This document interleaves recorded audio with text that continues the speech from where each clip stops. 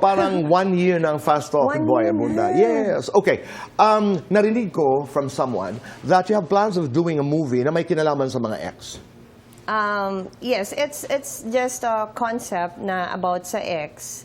And ang title is Pinakamamahal Kong Ex. Ang pinakamamahal kong ex. Yeah. It's interesting. Anong Kasi inspirasyon yun po nito? ang sinasabi nila sa akin. Okay. Pinakamamahal kong hindi ex. po ako kasi baka, syempre, isa lang ang pinakamamahal ko ngayon, ang aking asawa na si Dave. Oh, okay. Pag-usapan natin yung lovers. At pag-usapan natin si Dave. Are you the kind of lover na ibinibigay ang lahat?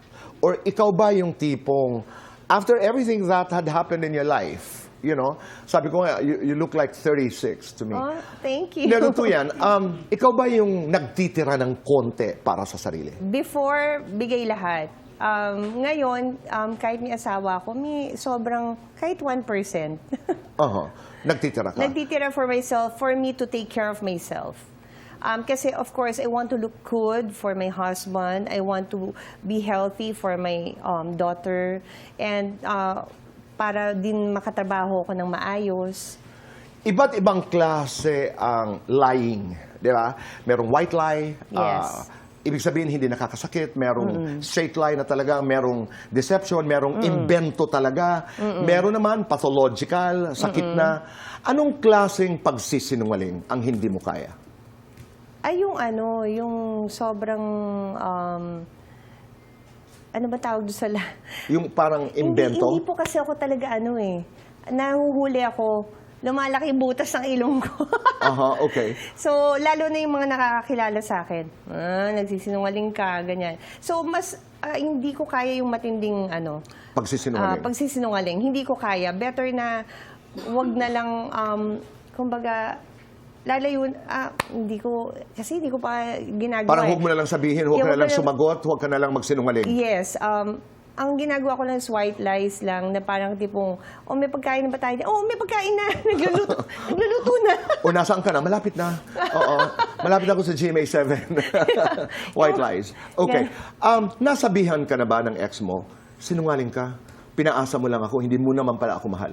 Hindi naman po. Wala. Opo. Kasi naman po ko, straight forward din naman ako sa kanila. Pero may nasabihan ka na ba? Na sinungaling ka? Sabi mo, mahal mo ako. Bakit mo ginawa ito sa akin? Alam mo, Tito Boy, yung mga ganong bagay, nakakalimutan ko. Nagkakaroon na akong amnesia. Oo. Kasi hindi ko naman, kasi hindi ka nagtatanim. Hindi ka, di ba? Yes, hindi ko na talaga, minsan pinapaalala na lang sa akin ng mga tao ganito, talaga?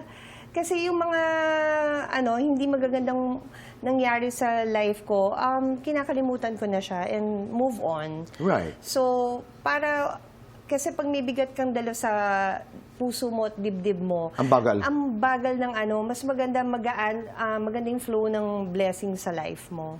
Yun po. Okay. Pero alalahanin natin ng konti. Many years ago, you had problems with Christine. Yes, Ito'y yes. umabot pa sa demandahan. What was that? Paano naayos ito?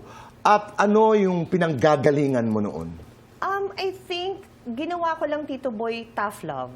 Because I'm the ate, I want to teach her a lesson na hindi tama yun. Hindi dapat tayo nag-aaway. If we have something na kailangan pag-usapan, dapat hindi na nalabas sa media. Dapat inside na lang. Okay. Kasi at the end of the day, magkapatid pa rin kami. Blood thicker than water. So, yun lang. Isang beses lang yun. But of course, hindi ko naman gugustuhin makulong ang kapatid ko or something. Okay. It's just lang yun. Parang to teach her a lesson lang. Pero hindi ko itutuloy yun. But Paano naayos? lumapit po siya sa akin. Nag-sorry po siya nun. End of story. End of story. And today you're good. Yes, we are good. And I'm happy for her kasi may nagpapasaya sa puso niya. You like Marco? Yes, I like Gumawa. Marco. Marami naman nakwento sa akin si Christina kung paano siya tratuhin ni Marco at alagaan. Natutuwa naman ako sa ginagawa niya sa kapatid ko. Very nice guy.